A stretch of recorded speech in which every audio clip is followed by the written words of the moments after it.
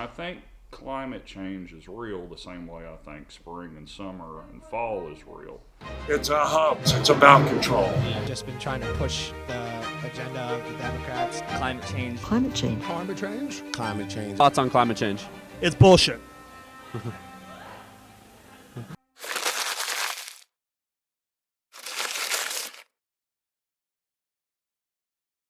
I spent the last 2 months traveling around the US trying to look at the issue of climate denial. Climate change.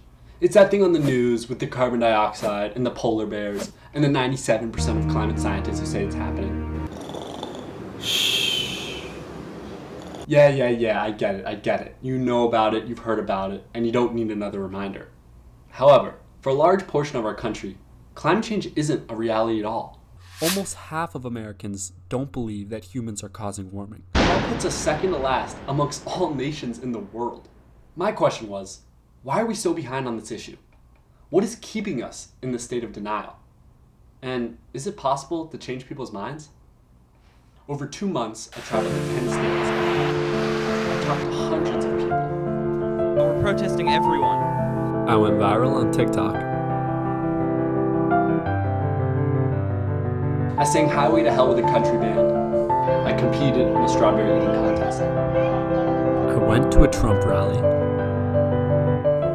I talked to experts in the field of climate change. I stayed with 3 amazing families, and I got to experience the South and a whole new America for the first time.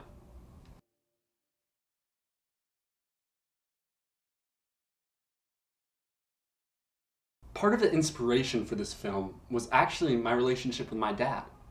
Now, my dad is super smart, yet for most of my life we've disagreed over the topic of climate change. Growing up, it was so frustrating because I was a stark environmentalist. Meat contributes to around 20% of the world's total. So, hearing the topic be described as debatable or unproven always bothered me. Now, if I was going to film a whole movie on climate skepticism, then I knew I wanted to talk with my dad and see if we could finally find some middle ground on this issue. Now, my dad's main issue with climate change wasn't with the date of warming, but more so whether or not we could connect that warming to carbon dioxide. Like, there's this like correlation that exists. Oh, the planet's getting warmer and we have more CO2. But it's not clear that it's been proven. I tried showing graph after graph of different heat indexes and carbon dioxide levels, but none of them were effective. 79.2%. They're saying, mostly, likely. Like, they haven't proven it. Soon, realizing we hadn't made much progress, I decided to show my dad the movie Merchants of Doubt. This movie explained the history of the climate denial movement and people like Bob Inglis, a stark Republican congressperson for South Carolina, who transformed from climate denialist to climate champion. For the first 6 years I was in Congress, I said that climate change was nonsense. Running for the House again in '04. So my son came to me and he said to me, "Dad, I'll vote for you, but you're going to clean up your act on the environment." I got right inspired, and so I came home and introduced the Raise Wages, Cut Carbon Act of 2009.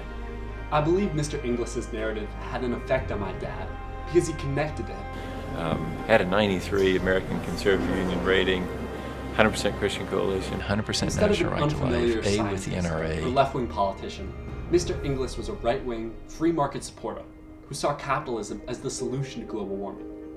Soon, I saw something. You know, the only way you're going to get there is either the government imposing taxes and controlling your life.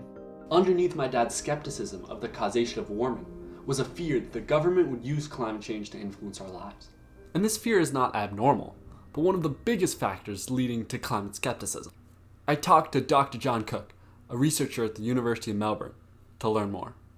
Common thread between these different topics is when someone's ideology is threatened by the scientific evidence, then they respond with science denial. In the case of climate change, it's political ideology. It's the ideology of believing in unregulated governments or small governments or free markets. In other words, they don't like, in the case of climate change, regulating the fossil fuel industry. With Mr. Inglis, my dad saw a solution where that wasn't necessary. He saw a path forward where climate action didn't compromise his personal views and beliefs. But you've convinced me. The movie helped convince me. I think it's a very good movie. I think it's very persuasive when you see these conservatives who should naturally be adverse to the issue of climate change, that they are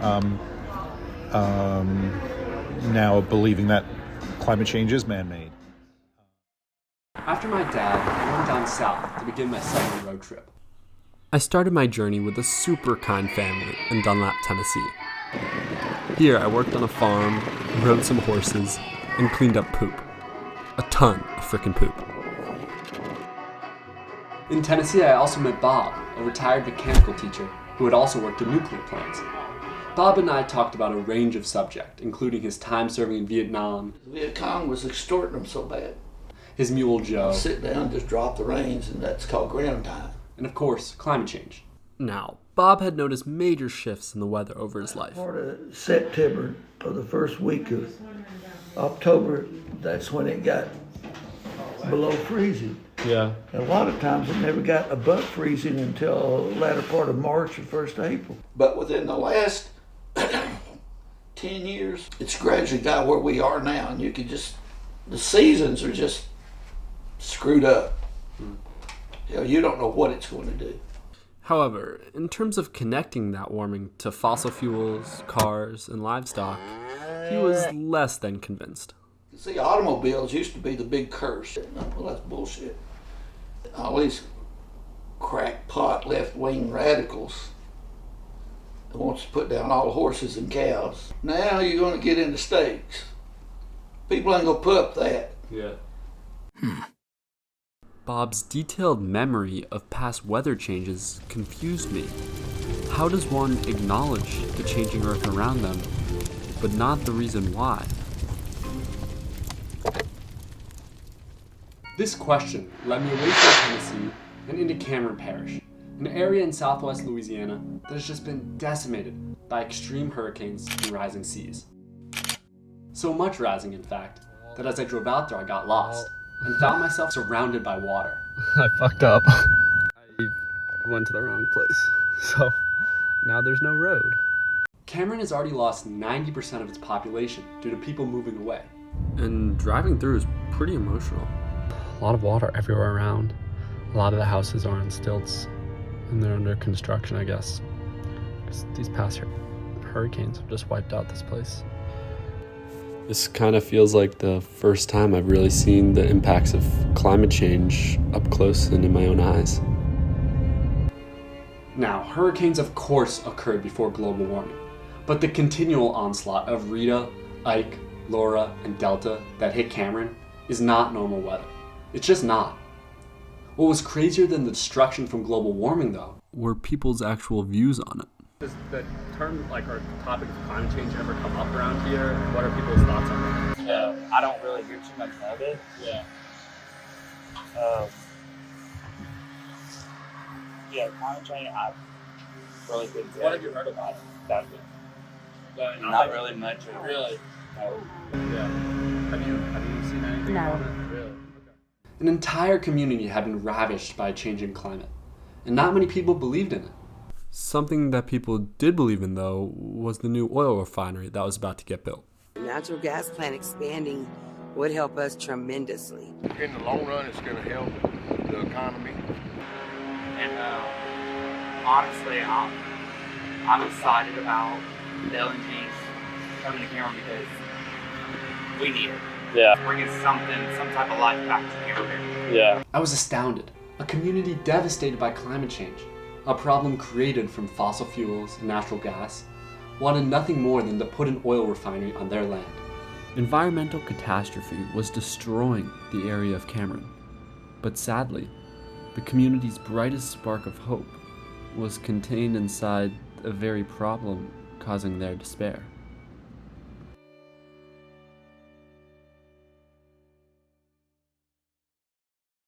After Cameron, I headed to Santa Monica, Louisiana, to spend the last portion of my trip with a wonderful family of Deanna, Trent, Jenna, and Sadie.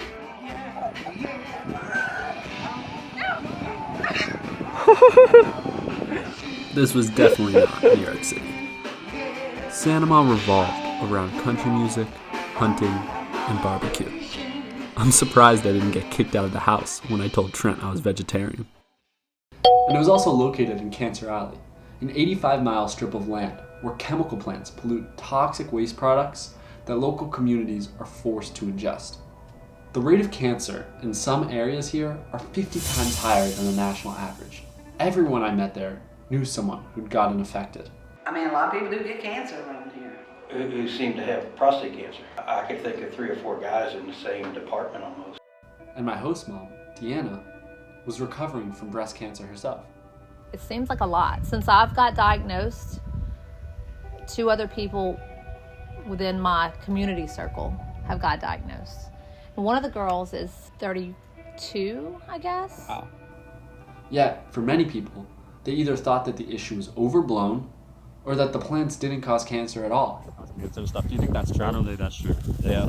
I mean, cancer's been around for a long time, way before the chemical plants, you know. Yeah. I mean, you gotta think about early dawn ages, you know. I mean, it's the same thing, you know. I mean, same like the plague, everything else, you know. Anything can cause cancer. The phone you have in your hand right now, put it to your head, it can cause cancer. Yeah. You see, so at the end of the day, you know, it's not my. It's confusing. First with Bob, and then Cameron, and now here. I feel like I've been talking with so many people who are seeing the world transform around them, whether it's weather shifts or hurricanes destroying their communities or chemical plants that are harming the people that they love. And these are people who should be furious at the corporations causing them harm, and yet they're not. Many of them don't believe there are issues at all, and almost nobody's talking about it. I don't know, it's confusing. If people didn't see the plants as an issue, then there must be a good reason. And so I dug in and started to find out why. I'd say 50% or more of the population in Ascension Parish are probably employed by one of these plants along the river. Chemical plants are the #1 manufacturing job in Louisiana. And where I was, in Ascension, is the 2nd biggest chemical plant region in the state. Okay, so there's a big economic component. But what about schools? Shouldn't they be teaching about the health effects of the industry? So, the majority of the students' parents around here work in plants. These students, their parents' livelihoods depend on some of these things. And I mean, I love my kids. Like, without a doubt, like I would, I help them as much as I can. And so it's hard for me to sit there and be like, maybe your parents need to find a different way to look at things. Yeah.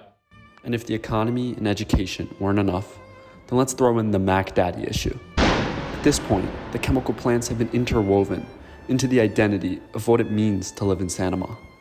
Yeah. My dad worked at Exxon. My daughter's husband's dad worked at Exxon.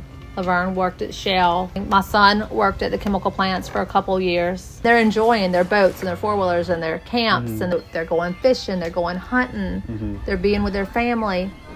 So they don't want to give that up and go find work in a place that they can't do all the things they enjoy. I'm sure they know they could find work somewhere else, but they don't want to leave here. Yeah. Before this moment, I'd always focused on denial. But now I was unfurling a whole new question. A question not about people's reason for denying a reality, but about the price of accepting it. Everybody has somebody that's dealt with cancer. Yeah. And it's I don't know, it's kind of hard to say, pinpoint the doctors of like what caused it, you know? Yeah. And since so many people's livelihood is based on the chemical plants, like if they closed, I feel like we become a ghost town. Yeah. There's no other. In Sanama, the price of believing in the plant's harmfulness is more than just the end of an industry, but an entire way of life.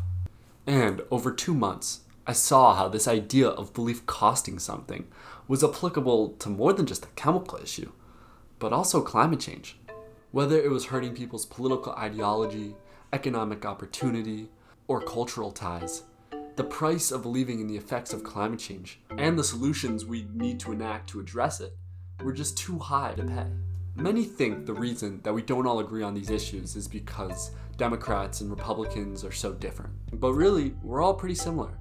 Just trying to do our best to hold on to the friends, family, and community around us. Solving this crisis is not a question of politics, it is a question of our own survival. Like, it might not be about all the political policies, but just survival, you know? Yeah.